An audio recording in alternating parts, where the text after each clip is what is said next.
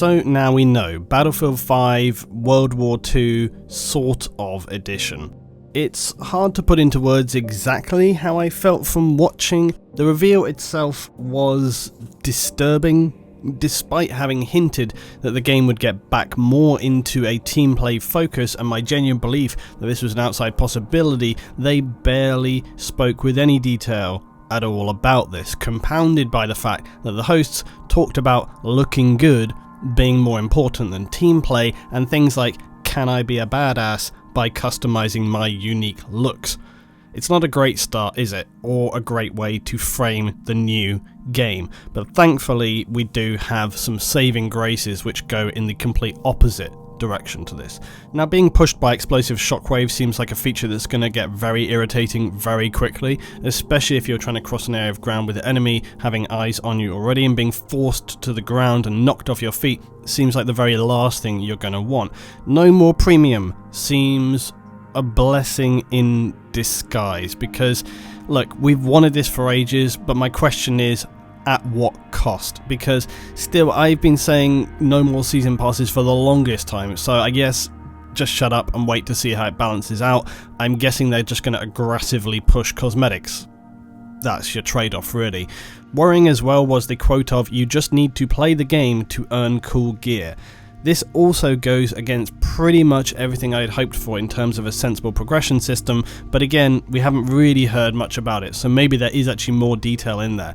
As I've said before, a trained monkey can rank up in games that only require participation as the core means of unlocking stuff, because in doing so, it removes any incentive to play any other way than just as a headless chicken. So still, more info required there, along with some of the other things. I hope that they're actually going to go in a different direction than what was said with the reveal regard to that. Let's first just talk about aesthetics. Now look, I know this is going to trigger some people, but it's worth reminding people that Battlefield is not a simulation. It's not a historical representation either. So when I say suspend your disbelief, I mean suspend your fucking disbelief. Because yes, it's got Braveheart face paint, yes, it's got female frontline soldiers with Furiosa inspired arms, yes, it has some guy with a katana, yes, all of that. But look, it's 2018, what did you expect? Especially for a AAA catch-all title like Battlefield. It's spreading its net as far and as wide as it can. It isn't post-scriptum. And it's one of those things which is either going to make you feel really good and excited about all the variety in the game, or you're going to roll your eyes right into the back of your head and go, fuck my life, and then just get on with playing it. Or you're just not going to play it, and that's basically it. Now, despite my initial horror from watching the reveal, it does sound like what I had hoped for, that I picked up through snippets of information from people that I still know at DICE, because thankfully we have Jack Frags, and he is saving the day. And from what he had to say, it sounds very much like the actual DICE devs and not the EA marketing team have their finger on the pulse of what is wanted, and that means big team play changes. God bless Jack Frags, because fuck me, if the whole reveal had just been Jack's inside information video, a lot of pain and panic and outrage would have been saved for everyone. So I'm just going to pick out some points of information that I find relevant and I have something to say about. If you want to watch the whole deal, go watch Jack's video, you've probably seen it already anyway.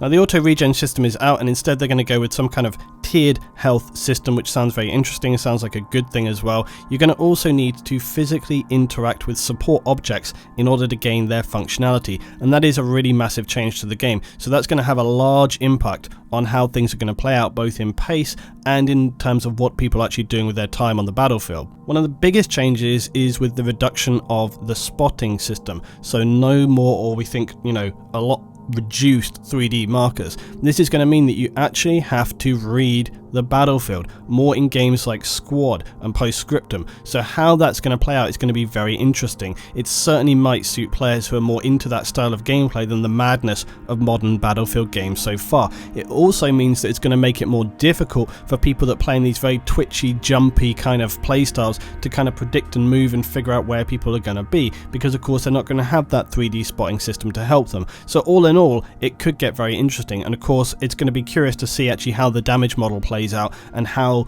effective you are at taking people down, or whether they, that's the speed in which you can actually engage and knock people out is going to be critical in terms of how that functions, and whether or not, if some guy ambushes you, whether you have the ability to spin around and get onto him. We really need to sort of wait and see with that. For medics, the resurrection of friendly teammates is very much changed. It's now an animated action which takes you out of the game, essentially forcing you to look face to face with the person you're reviving to see their unique customized looks. Can't wait for that.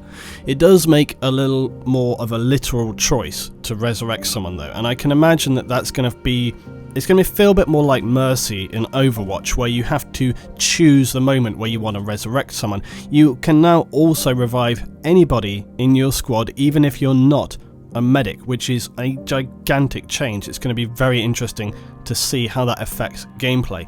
The penalty for that, of course, though, is that the reviving process can take a lot longer and you won't get that person back up to full health, which makes complete sense.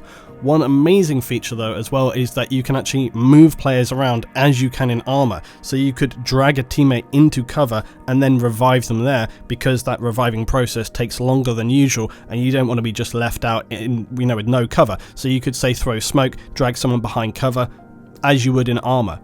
Now, they did speak about bullet penetration in the reveal, and Jack spoke about it as well. This is something that's very good to know, because it's going to remove annoying snipers from constantly being able to sit in cover, peek shotting people. Instead, you can just lay waste to whatever hidey hole they're carrying in, and conversely, if you are a sniper and you spot somebody in cover, hopefully you're going to be able to pick them off through that cover. But that kind of goes hand in hand with the kind of changes they may have made to the destruction system and how that kind of works out, and that's really interesting. And to talk about destruction, it sounds like it's gone in a more sandbox, more organic way. It sounds like the destruction system in the game is a lot more literal than it ever has been before, in regard to whether it's an outward and inward explosion, depending on how vehicles smash and crash and interact with buildings, the way in terms of shells hit a building, all these kind of things. So it sounds like it has got in this much more organic, more natural destruction state, and it's going to be very interesting to see how that plays out. Now, we haven't had too much information about the fortification system, but again, it sounds something very akin to like squad or even armor, where you're able to kind of make improvised defenses in and around your own position.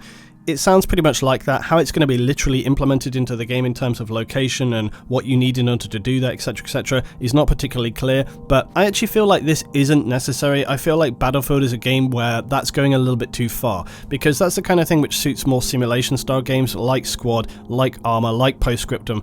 It's not something that I really feel needs to be in Battlefield. It's a nice thing to add, but I kind of question why they're doing that. I think it's going to depend a lot on what you need to do it and how quick it is to do it. If you can kind of just put something there and knock it together, then that could be really useful. It could save you, it could save your squad in a certain situation, it could help you control certain areas of the map. But if it's a bit more long-winded or a pain in the ass, it's gonna, can't believe I'm saying this, but it'll actually slow things down even too much. So we really need to wait and see how that's going to play out. Battlefield has also adopted the kind of prone style similar to those of us who play Arma are familiar with, or a version of it anyway, to enable people to basically shoot when they're kind of lying on their back on the ground. As we know, this gives rise to I think perhaps maybe Siege is a better explanation than Arma for that perhaps.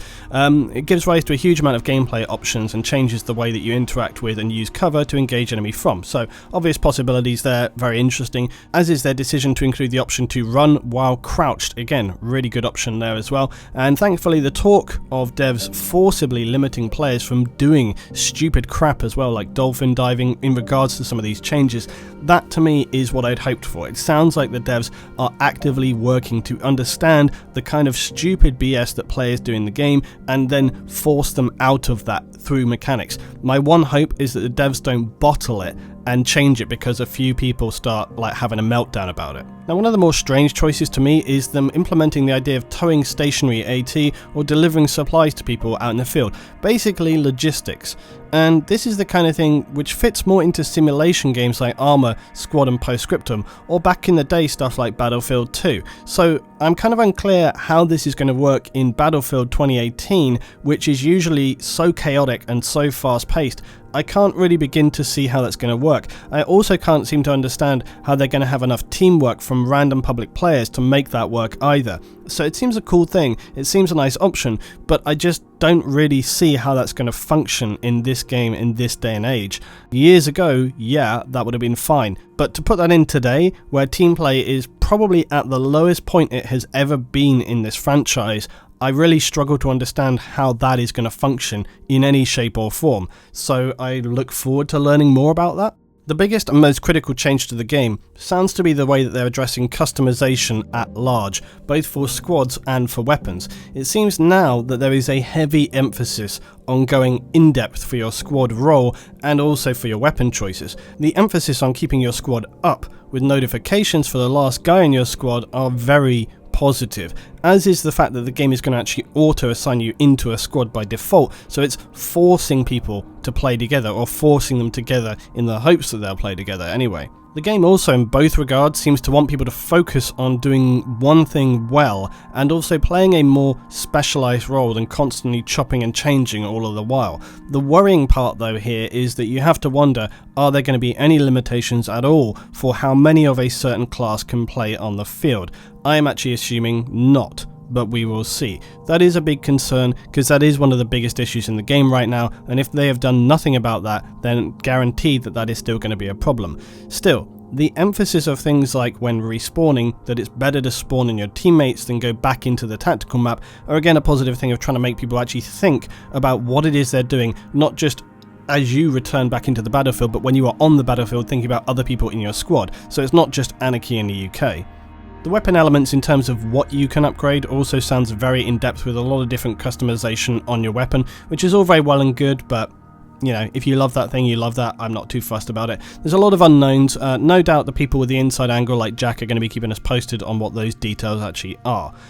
Final conclusion, all in all, it does sound like the game is making positive changes. It sounds like they've made a lot of detailed changes, mainly in pace, and that is a big thing, because I've talked about pace a lot in the past. It has a huge impact on how games play out. The fact that you're going to have to actively, physically interact to gain things like health and ammo is a big change. The game is penalising people who just throw their lives away as well without thinking about it, and that is giving you the means to be more tactical, both through movement and through how players interact with one another. It's all giving me some guarded hope. There's a lot more details in there. We're going to find it all out. There's going to be still the hyped rushed fast to get on top of all of this stuff, but look, it feels like it is vaguely going in the right direction. I know that some people will be put off by the reveal, I know that I was, and it just shows why these things, these big marketing led things, are so bad, because actually what people want in this day and age is the information. That's how you sell stuff today.